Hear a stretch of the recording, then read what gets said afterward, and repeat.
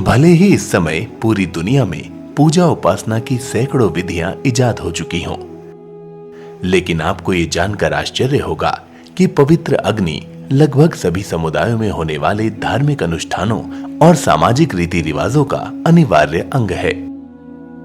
आज भी पूरे संसार में पवित्र अग्नि के रूप में हवन की वैदिक परंपरा किसी न किसी रूप में जीवित है।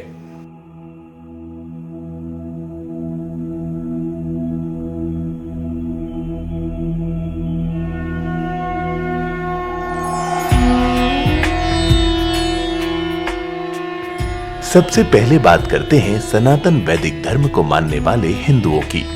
हिंदुओं में हर विशेष कार्य का शुभारंभ हवन से किया जाता है और हवन करने के लिए अग्नि की आवश्यकता होती है।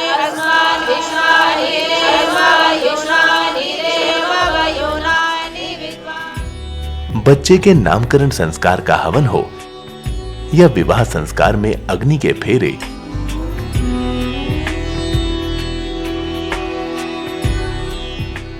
या फिर मरणोपरांत अग्नि में अंतिम संस्कार, अग्नि हिंदुओं के जन्म से लेकर मरण तक साथ रहती है। पारसी मत ईरान का प्राचीन काल से प्रचलित मत है। यह जंद अवेस्ता नामक धर्म ग्रंथ पर आधारित है, जो कि मूलतः अथर्ववेद से प्रेरित है। पारसी लोग अग्नि को अच्छाई के देवता के रूप में मानते हैं और अपने हर एक विशेष कार्य का शुभारंभ पवित्र अग्नि से करते हैं। इनका पूजा करने का ढंग वैदिक हवन संस्कृति से बिल्कुल मिलता जुलता है।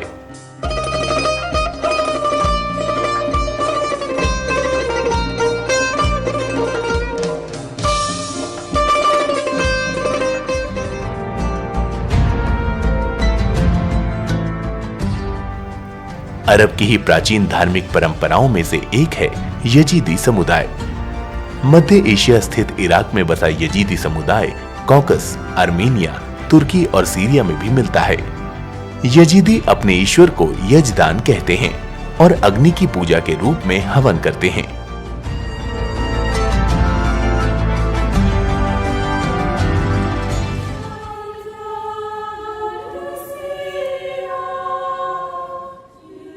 ईसाई मत दुनिया भर में फैला हुआ मत है, लेकिन पूजा के मामले में अग्नि के उपयोग से अछूता नहीं है। ईसाई आज भी गिरजाघरों में मोमबत्ती जलाने के साथ साथ पवित्र अग्नि समारोह में भाग लेते हैं।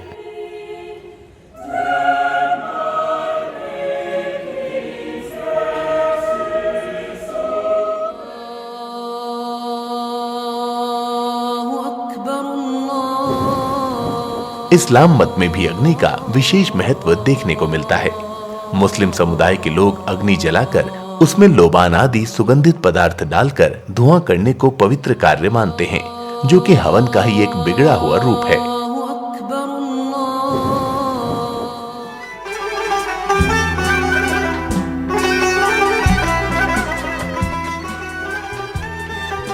मुस्लिम बहुल देश अजरबैजान और हवन का संबंध कितना पुराना है, इसका अंदाजा आप ऐसे लगा सकते हैं कि अजरबैजान में यज्ञशाला के प्राचीन रूप में अग्नि मंदिर आज भी स्थित है, जिसमें आज भी अनवरत अग्नि जल रही है, जो आभास कराती है कि पुराने समय में इस इलाके में विशाल हवन हुआ करते होंगे।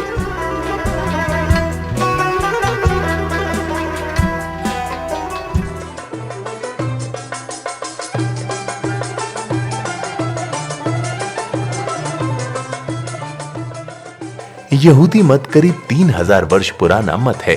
यहूदियों का धार्मिक ग्रंथ है तनख, जिसे तोराह भी कहा जाता है। इस धर्म ग्रंथ में लकड़ियां एकत्र कर पवित्र अग्नि को प्रज्वलित करने का आदेश है, जो कि वास्तव में हवन का ही बिगड़ा हुआ रूप है।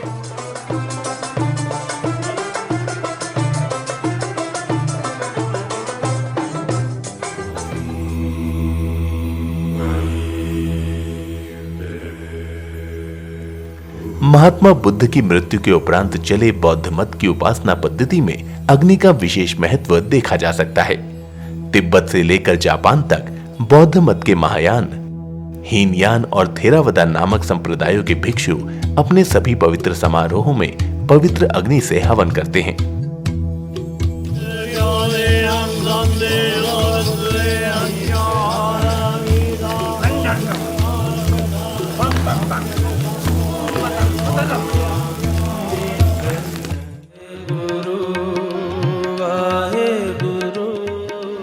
सिख मत, जो कि वैदिक संस्कृति के बेहद करीब है, इसमें भी अग्नि का महत्व अलग अलग स्वरूपों में दिखाई देता है।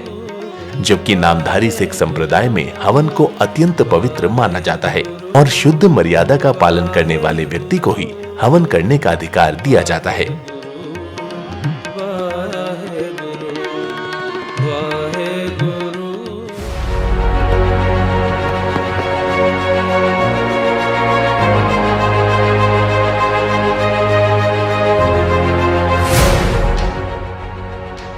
यूनान से प्रारंभ हुए ओलंपिक खेल भी पवित्र अग्नि के बिना अधूरे रहते हैं।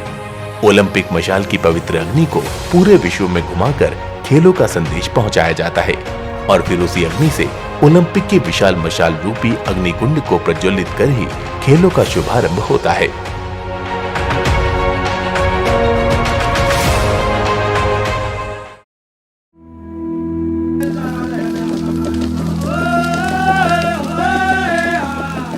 इसके अलावा अनेकों जगह जंगलों में आज भी आदिवासी समुदाय पवित्र अग्नि से पूजा करता दिख जाता है।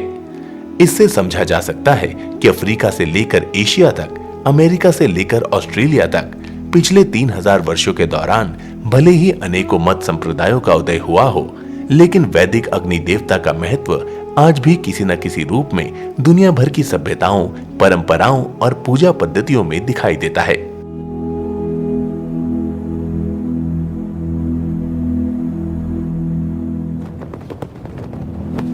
सनातन वैदिक धर्म की इस महान धरोहर हवन को किसी न किसी रूप में पूरी दुनिया ने आज भी अपना रखा है।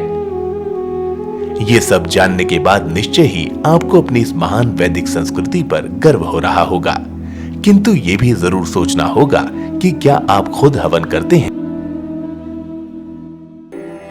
हमारे भगवान श्री राम और श्री कृष्ण हवन करते थे। एक हिंदू होने के नाते हमें कम से कम हर पूर्णिमा और अमावस्या के दिन तो अग्निहोत्र अवश्य ही करना चाहिए।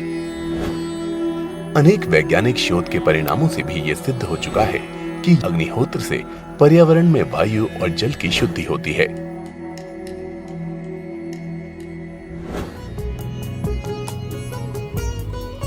आप सोच रहे होंगे कि हवन करना मुश्किल होगा, तो चिंता न करें।